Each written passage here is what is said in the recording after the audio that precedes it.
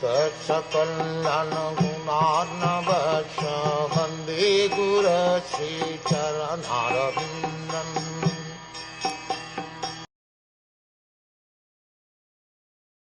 Simply by administering comforts at the lotus feet of the Lord, which is the most important of all services, the queens at Dvārkā, headed by Satyabhama, induced the Lord to conquer the demigods. Thus the queens enjoy things which are prerogatives of the wives of the controller of thunderbolts. Satyabhama, one of the principal queens of Lord Sri Krishna at Dvārkā. After killing Narkasa, Lord Krishna visited the palace of Narkasa, accompanied by Satyabhama. He went to Indralok also with Satyabhama, and she was received by Shachi Devi, who introduced her to the mother of the demigods, Aditi. Aditi was very much pleased with Satyabhama, and she blessed her with the benediction of permanent youth as long as Lord Krishna remained on the earth. Aditi also took her with her to show her the special prerogatives of the demigods in the heavenly planets.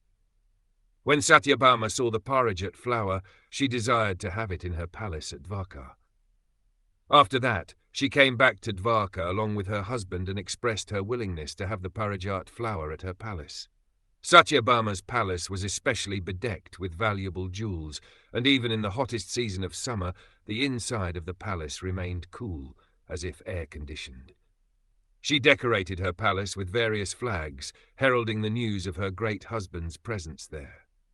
Once, along with her husband, she met Draupadi, and she was anxious to be instructed by Draupadi in the ways and means of pleasing her husband. Draupadi was expert in this affair because she kept 5 husbands, the Pandavas, and all were very much pleased with her. On receipt of Draupadi's instructions, she was very much pleased and offered her good wishes and returned to Dvārkā. She was the daughter of Satrajit. After the departure of Lord Krishna, when Arjun visited Dvārkā, all the queens, including Satyabhama and Rukmini, lamented for the Lord with great feeling. At the last stage of her life, she left for the forest to undergo severe penance. Satyabhama instigated her husband to get the parijat flower from the heavenly planets, and the Lord got it even by force from the demigods, as a common husband secures things to please his wife.